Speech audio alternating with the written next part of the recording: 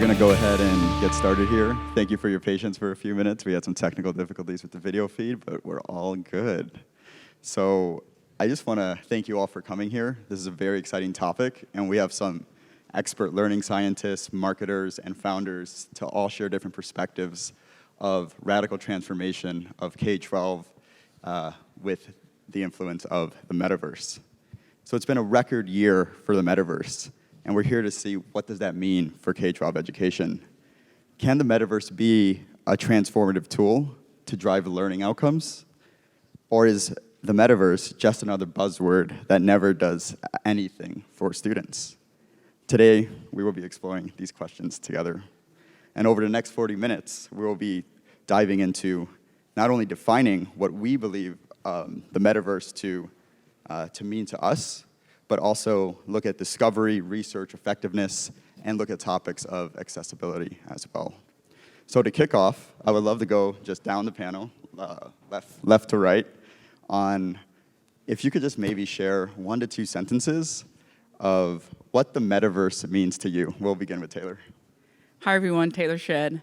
As far as what the metaverse means to me, I'm not going to give you a technical definition of what the metaverse is, but I'll tell you what it means to my company and the students we serve. We look at the metaverse as a digital twin and an opportunity to reimagine and remove any of the barriers that have prevented people from succeeding. So whether you're talking about accessibility barriers, political, systemic, institutionalized barriers, that's how we see this digital twin that we're creating. Hi, my name is Reedah El-Saie. I'm the founder of Xplorealms. I guess for me, the metaverse means a world of immersive, virtual, social, emotional connections. It goes beyond the physical, but to our platform, which is a metaverse of educational mobile games that includes all the subjects from the British National Curriculum, it's a world where we bring children, parents, and educators together. Hi, I'm Marten Roorda, Riiid Labs, an AI company. So for me, when I think about a metaverse, so officially it's like a 3D virtual world, but in education, I see that more as a metaphor for a new way of learning, like more immersive. And for my company specifically, I would say see it as a virtual classroom in addition to our normal, like a regular learning platform. Hi, I'm Annarupa, the founder of Prisms. When I think about what the metaverse means to me, I really think about it as teaching how we learn best. I think there's been a huge divergence between best practice pedagogy and how we know we learn and the teaching methodologies that we've had to endure in many ways because that's what the tech afforded us. And so in math specifically, we know we learn math best, 1, spatially, and 2, from abstracting up from real-world experiences. So the way in which the personal computer and the internet democratize access to information, the metaverse is going to democratize access to experiences, high-quality perceptual experiences through our 5 senses, rather than modulated through small screens, which we've become quite accustomed to over the last few decades. And my name is Hope Frank, and I'm the Chief Marketing Officer of Labster. And I think metaverse can be a scary word. It creates fear, uncertainty, and doubt, and there's really no reason for it. It's an immersive experience, immersive education, and what it does really is create an opportunity for imagination and equity. So access for all, an experience that we all want, and it's just a matter of transporting it to a new category, which is education. Well, thank you for kicking us off with, as we can see, there's this wide range of definitions of how we're interpreting what the metaverse is and what it can be. For this second question, I actually wanted to highlight Annarupa because you kind of looked at how we experience learning through a screen versus engaging the 5 senses. So how is the metaverse different from other learning innovations? Maybe there's more to expand upon there. Yeah, I think that it's a departure from learning abstractions and symbolic notation first as our entry point to a particular idea, rather than notation and abstraction be what you first interact with. You first interact with an experience. It's funny because when I looked at this question, Michael, I kind of thought back to like stained glass in Catholic churches, and how, you know, it's so much of a callback to ancient ways of learning and storytelling, and it's kind of the use of pigment in caves where, you know, again, like really the early human tribes being immersed in these stories and folklore, and that being the conduit for building convictions in what you believe and purpose. And so I think this is actually going back to how we've learned since the beginning of time, through rich stories and through things that compel us in our real life. And then when you have that compulsion to say, okay, I'm very curious around what just happened. I'm really curious about this story, and then how do I abstract up to create efficient modes of representations? And I'm an applied mathematician by trade, but specifically in the mathematics, how do I go from an experience to simulations, to 2D representations, to models and equations, and what is that through line to go from a 3D experience to more efficient notations rather than jumping kids to notations that were someone else's abstraction to begin with? Yeah, the focus on abstraction is a budding topic that just sounded really interesting. That would love to go deeper later in this. It's a real like philosophical rabbit hole. Reedah, I'm curious to pull your voice into this conversation here on just some of the work that you've done in some of that maybe storytelling around your work, where people have gone through experiences of learning a lot in a short amount of time, and how does that relate to the metaverse and how it's different from other learning innovations? I guess for us, it's been a really interesting year where we've been really focused on play testing. So everything we're developing is very user-driven and user-led. And what's been really interesting is that we've inadvertently condensed 12 weeks of term time learning into sort of 2 hours of gameplay. And what we're finding is that children are learning much more in those 2 hours of gameplay than they are attending 12 weeks of a term covering the same sort of subject matter. But because our focus is very much on learning through play rather than academic performance, and that there is an assumption that learning through immersive technology enhances knowledge acquisition, retention, and application, we've been measuring through evidence-based approach the impact of that learning through the games that we've been developing. Well, thank you. And as we round out thinking about defining what the metaverse means in the wide range of definitions, I would love to bring it back to Hope on this question. As we were preparing for this panel, Hope, I think you brought up this topic and questions. I thought it was very appropriate to begin with you, of how near or far are we from the metaverse being widely adopted? Okay, you know how I feel about this. Like, we're already here. We're just dabbling in this category. And I'm mentioning it because I had the great luck early on to design Second City. And then I was on the Avatar team around 3D sound and creating kind of the Avatar universe. And what's exciting is we have 2 generations. We have Z and Alpha, that this is what they know to be true. It's how they live, it's how they breathe. It's really something that there isn't really a division where they need to apply something new. The way I look at it is, imagine you have a sponge and you throw it in a pond and it soaks up everything at the same time. That's how this generation experiences learning. And I think that it's an apt opportunity for the metaverse. So from my humble opinion, it's like buckle up. There's no doubt that this is happening. And I think what we need to apply is a bit of courage and realize that pandemic has collapsed time. It's not a digital transformation, it's a digital evolution. And we need to help our teachers be superheroes because the kids are already there.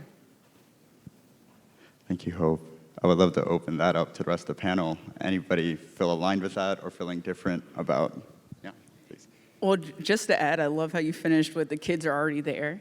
When you have a conversation with anyone in K-12 education and you tell them you want to bring a metaverse product to their school, you kind of have two vastly different responses. You have the innovators and early adopters that are like, I want to be first, I want to contribute any way I can, count me in. And then you have folks that are like, we have this problem, this problem, this problem, but what they're missing is if you fix student engagement, you can pretty much start fixing a lot of the other problems that you have. And so just the realization that I want everybody to hear what Hope said. We are already there. This has already happened. I mean, my generation grew up with the transition from MySpace to Facebook, right? And we all have these digital identities. We have these Twitter fingers where we're expressing ourselves the way we want to and nobody can see us. That's an expression of a digital world. So just the emphasis that our students are already there, and the sooner that our educators and the superintendents and everybody making decisions can say, if this is the right decision for kids, then let's do it, instead of being afraid to say, well, I'll let somebody else try it first. Because what's going to happen is your kids are going to start learning, and they are already learning from YouTube University, and they're already learning from the video games that they play. So it's already here now. The question is it going to show up in the classroom to be the most effective and engaging way to learn? I'm going to jump back in, and then I'll bounce it right back. It's like, it's our responsibility. We owe it to these kids to make education delicious. We owe it to these kids to empower them, next generation scientists, so that they can change the world or perhaps save the world. And I think it's really up to us to give them the tools that are required. In our case, it's STEM education, it's virtual labs, it's making sure that the kids really have the foundation that is required to deal with the challenges of their time. And if we don't do that, I have goosebumps. How could we? I mean, how could we not? That's how I see it.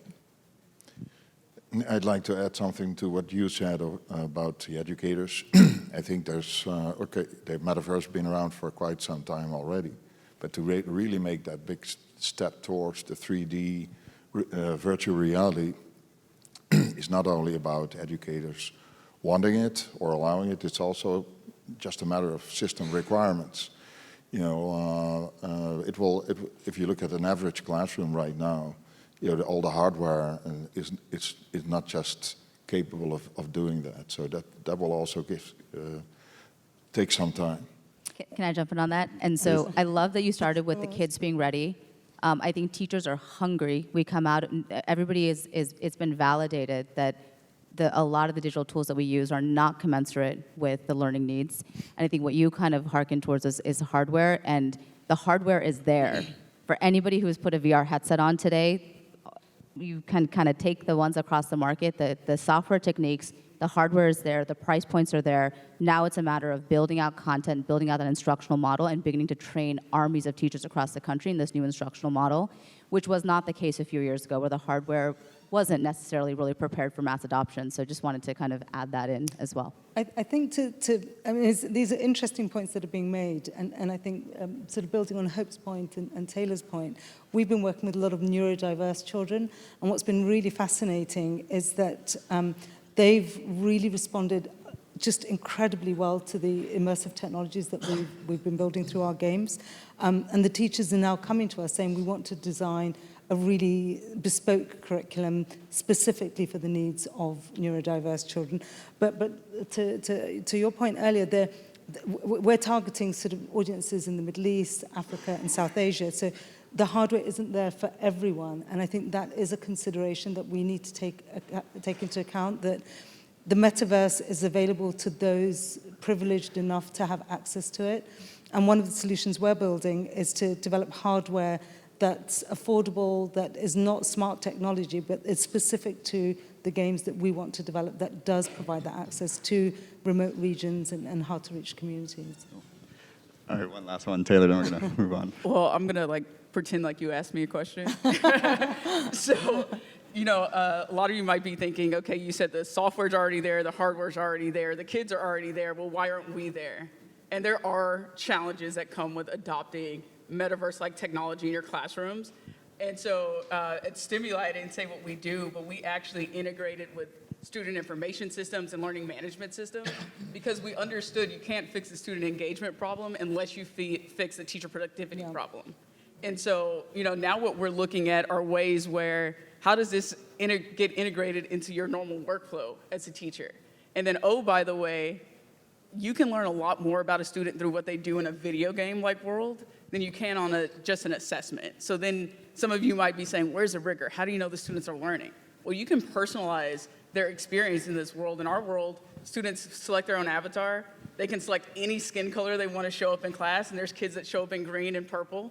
And as they're learning, they're earning, and then what can they do? They can then reinvest back in themselves to learn. So I'm pointing that out because I don't want you guys to think that we're bashing you saying you should already be there, because I know that there's challenges in integrating the technology with the software. And it's something that I would say you can do, and then show your principals and your data teams the effectiveness of it, because it is effective for students to learn this way. Thank you, Taylor. And I think that's kind of leading us into this next segment around discovery, research, and effectiveness.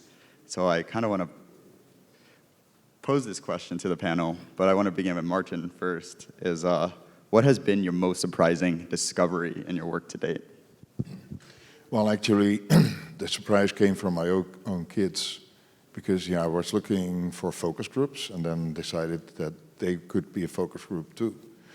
So we asked them how they did their gaming, etc. And it was interesting because it was clear that the metaverse is already there with them. The way they do their gaming, which is very different than how I done that when I was a bit younger. And then gaming and also having social interactions at the same time. So they use several media in parallel. And also interesting what they learn from it, because they're already learning a lot. It's not only for how they interact with others, but also strategies. They learn, like when they play Civilization, they learn about political science and everything. They learn how to build things. So, it's their way of doing things, and gaming and learning is already very close together. So the insights of those discoveries are coming from observing kids using your product, and observing and seeing what's happening. Does anybody else have another similar or different type of discovery that has come up in their work? Okay, I'm jumping in. It's a bit of embarrassment of riches, because we have been doing this for 10 years, so we're not new at it. We started in VR and realized that we had to create a browser-based solution for access for all. So we are focused on business outcomes, and we know that that has to lead. We have 240 simulations. We have full curriculum. You can even get a full education, and you're probably familiar with Labster, so it's nothing new. But what I would say is that what I've learned is the focus has to be on the business outcome. It's retention for the institution. It's time back for the teacher. It's making sure that grading disappears, and maybe the most difficult classes for us, it would be like lab safety, right? That we can just take off your hands, and we can make sure that the kids are safe and that they are free to do anything they want in that lab. So I think it's not just courage, it's being really focused on making that educator a hero and thinking about, how do I give them their evening back? How do I give them time back? And I think that if you can do that, that they're very open to invest the extra time and to deliver these phenomenal experiences for their teachers, or for their kids. What's really interesting about what you're sharing, Hope, and then I'm going to pass it back to Taylor, is that's the second time in this panel that how do you integrate the metaverse into the systems design is such a key component. And that's an interesting discovery of, you started in VR, and I believe you still have that as part of your product, but you had to move to browser to make it more accessible and to fit into the workflows of these school systems. I'd love to pass it to Taylor. So we launched our metaverse in August of 21, with Dallas Independent School District, the second largest school district in Texas. And in fact, we won an award called the STOP Award for what I'm getting ready to say. Most people would look at a large public school district and say, it's impossible for them to innovate. Like I know, even if you don't say it out loud, a lot of us are thinking that. So as far as the surprises, one surprise was the willingness of every leader in the school district to lean in and say, we know we need to do something better for kids. I can't spend the time solving the problem, but I will support you and give you all the information you need so you can work to solve the problem. So that's one thing. Another thing that was really surprising is we hoped that kids would be engaged in video gaming. And I think the second week, a teacher came up to me and was like, Taylor, okay, I love this platform because the first time ever, kids are literally telling me, assign me more work so I can get more game points in this STEMuli system and keep learning. And that was the thing. It was like, please give us more, please give us more. And then the last third, and I don't know if it's a surprise, but I think how early this happened was a surprise. So the school we launched our product at is called Dallas Hybrid Prep. It's the first hybrid school in the state of Texas. And they literally just opened in August when we launched. They got their ACP data back in December, and this particular school, 4th through 6th grade, is outperforming all of its peers across science, math, and reading. And there's kids in this low-income school district, it's 150,000 kids, 86% economically disadvantaged, that are at 70 and 80% of mastery in science and math, and that's unheard of. If you look at the stats around large urban school districts, you're not seeing 70 and 80% in mastery. You might be lucky if you're seeing it in meets or approaches the data point that they need to be at. So I would just say, with a technology that's so new, to have such strong data, it's telling us that we need to lean in and do this more, and we need to find ourselves attached to school districts that are innovative and open and share the data and the wins with everybody else. Thank you, Taylor. You're kind of taking us into measuring effectiveness of learning of your solutions. So I would love, if you feel called, maybe Annarupa, do you want to maybe share, how do you measure effectiveness of learning around your solutions? Yeah, sure. And I think I also wanted to make a comment on integration. I think it was a really good point. Like, so you have like LTI LMS integration, which is great for rostering and passing data through to the gradebook, et cetera. But there's another integration, which is in your pacing calendar, in your 100-day scope and sequence. Where do these go? What are you swapping out? And the decision to put in, there's always a decision to take out. And the value prop has to be way better than that thing that's there currently. And so kind of connective to the research and efficacy studies we're running it in 3 different phases. So the first phase is feasibility. We are a VR solution, so to use Prisms, you need VR headsets, and so to get out 30 devices in a 47-minute instructional block, we're also across Title I districts across the nation, the largest ones, and is that feasible? Can a teacher do that in that short amount of time and get learning outcomes and make sure that there's connective tissue for procedural fluency on paper pencil?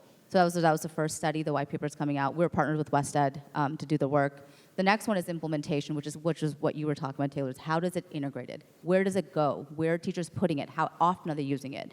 How often do students get back into the product? To what end? So that's an implementation study. And then the third is a randomized control trial. It comes last because you don't want to be testing efficacy out of the gates. You got to first test that you can actually do it, and teachers know how to use it.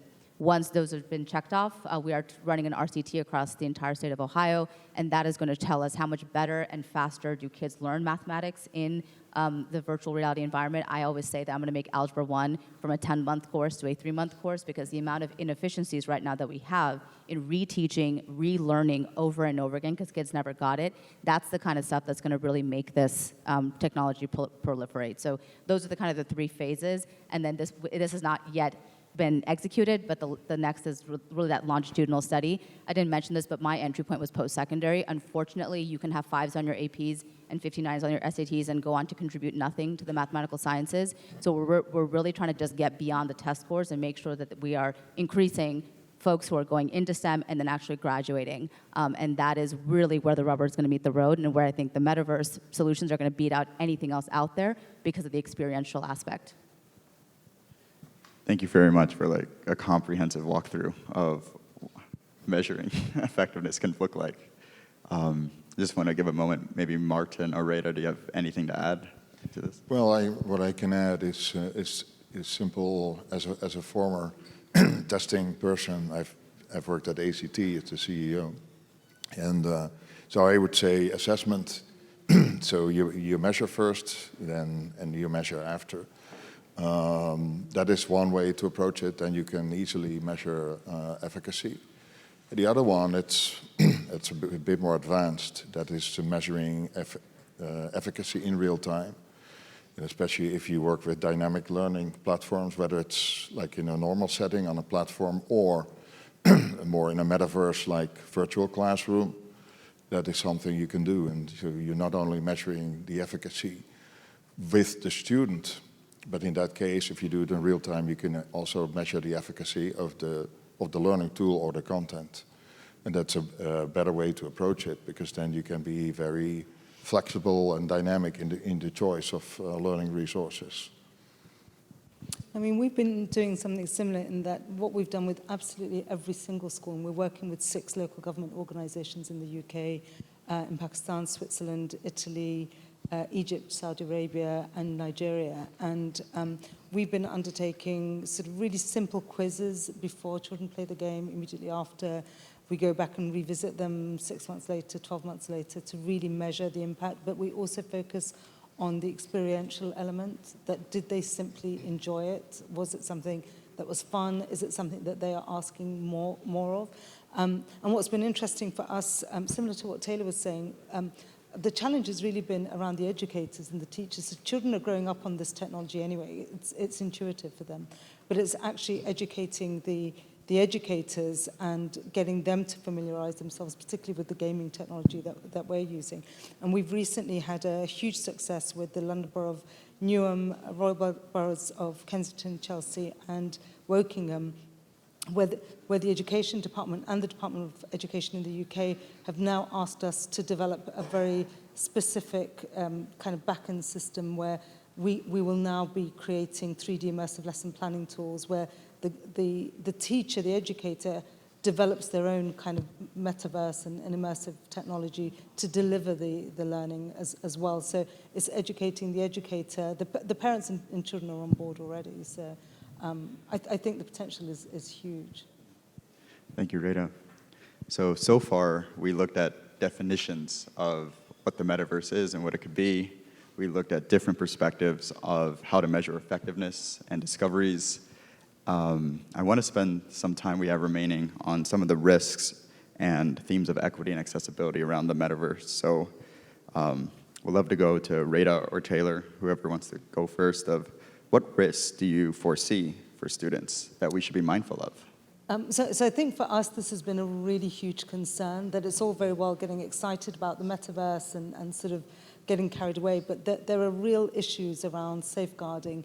And the metaverse, to me, is no different to allowing your child to be in the physical world. You wouldn't allow them to just mix with any range of adults unsupervised. So it's important that we treat the metaverse and these virtual realities very similarly to physical world, and that protection and that safeguarding is in place as we build that technology. So at the moment, we've built asynchronous games, but we are working towards multiplayer. But that comes with a huge responsibility, because there's not only sort of safeguarding issues, there's sort of physical reactions to, particularly to young children. We target 7 to 14-year-olds. So you do need to consider the impact on younger minds and how the neurological connections when they're sort of engaged in metaverse or any sort of immersive games. The risk that concerns me and keeps me up late at night is what happens if all the schools of children that don't look like me get this technology first, and the schools with kids that look like me and close to me get left behind. So that just really is kind of a call to action to my entire company and the network of folks that we're working in, because that's what we don't want to see happen. And even though that's like kind of a dark thought, as you were talking, our game is MMO, so as we encounter challenges, I'll tell you about that before you go over there. But there's a student at the hybrid school who's paralyzed. And this student can walk through our metaverse as an avatar, just like all of her friends. And that is so exciting to me. And there's students in our schools that, they're young, they're overweight, but they're walking through the metaverse and they get to show up how they want to. And so you think about that and what that does when you talk about like a student learning in a stealth way, and you can't necessarily see what they look like or whether they're male or female, what might happen when you kind of just take away what we see with our eyes and you just really focus on who this person is and what they're capable of. So that's not a risk, but it just got me excited when I thought about those kids and what you were talking about with the MMO game. What I like to say about this is that, one of the risks, of course, is to increase the digital divide. Back to what I said earlier, of course, all the technology is available, but not all schools can afford that, especially schools in poor neighborhoods or rural areas. And so we have to do something to prevent that. If the technology only comes available to the privileged, that would not be a good thing. Also, I think that certain kids would not endure looking in a VR space all the time. That is something we also have to take into account. not all kids will, some will have motion sickness or other things. We have to think about solutions.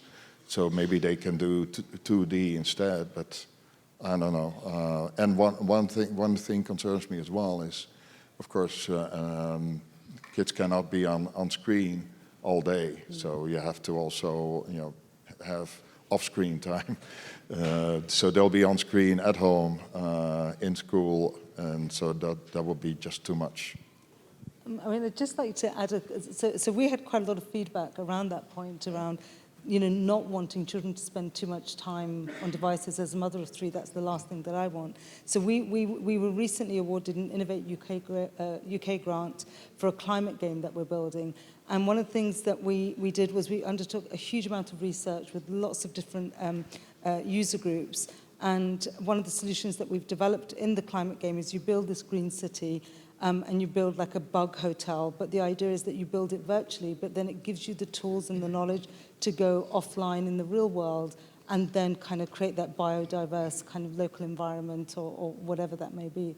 And I think, our focus is very much on the virtual and the physical world and keeping those integrated and proactively building short games that are bite-sized kind of topics that are, fast and you can come offline off those as well. I have to say something really quick. So for any of you that think about screen time with your kids, one transition I make is like, we are talking about they're already on screens X amount of time. What we're saying is if you put education and learning in the same format that they're already spending their time, maybe it is an increase, but if they're increasing their learning and their earning potential, then that's something that's worthwhile. So that's one thing that's always interesting to me about screen time. It's like, but would you rather them playing Fortnite or would you rather them studying in school, even though it might look the same? And I'm going to say one thing, because I do think that the word metaverse and maybe the concept of this big, huge leap is what's keeping us back. Where for us, what we find is if you think about it as a pilot, he's in a flight simulator. If you think of an astronaut, can you even imagine him going to Mars without spending thousands of hours in a flight simulator? And so I think, especially when it comes to scientists and having that freedom to fail, that opportunity to try anything, to blow things up, spectacular failures in the lab, how fun is that? It just creates a freedom and a fun factor that, why don't we give this to the kids so that they're prepared for the future? So I think what we have done over the years is really liken it to flight simulation, and that it's really easy to climb into that, and it isn't anything new. And I think that that's what we have to consider as we kind of traverse the metaverse. Thank you, Hope. We're coming up on our last 2 minutes and 30 seconds here. I would love to just end on, in 1 or 2 sentences, what predictions do you have for the metaverse in the coming decade? Maybe we'll start with Hope and go back this way. Start there, and it might not even get to me. All right, Taylor, let's go. My prediction is the metaverse will be like the IBM typewriter, where IBM gave it to kids when they were in college, and then as soon as they graduated from college, they knew how to use the tools. So I believe this generation is going to grow up on video games in the metaverse. And then when you're wondering about who the next rock star teachers are going to be that are teaching our kids through this technology, it'll be the same ones that grew up absolutely loving their learning experience in the video games and metaverses. I think for me, I see the metaverse evolving as an additional medium. I don't think it's a completely new medium. We've been working in these sort of immersive platforms for some time, as Hope has mentioned as well. So I don't think it's an entirely new fad. And I do think it will continue to evolve in parallel with other mediums. But I do think it will become the dominant medium. And it's a technology, it's fast growing, it's not something that can be ignored. I really think it needs to be embraced by educators, parents, and children. So the opportunities are incredible out there. There's 2 things I'd like to mention as the impact of using immersive learning technologies. One is what I would call new learning objectives and standards. I think the technology will force us to rethink about, what should we learn, what is still relevant in a new and changing world. And the other thing I would call student ownership. So students will be much more in charge of, how they want to learn, and that will be much more effective. To be brief, I would just say that knowledge is not going to be divorced from experience anymore. So we're going to have a generation of kids who are not asking why. I was a math teacher for many, many years, and my kids were like, why am I learning this? And access to experiential learning removes that, because it's first-person experiences of the world where they get to figure out their own why without a teacher being didactic about it. And I actually think that is going to be fantastic. I just do think that there's one thing that might change, and it could be quite competitive between private and public. So, who's going to own this? How is it done? And who profits? I think that's going to be a really interesting conversation in a few years, because I can only imagine the opportunity before us, and it's limitless. Well, thank you all for going on this journey with us. I hope you took something from this.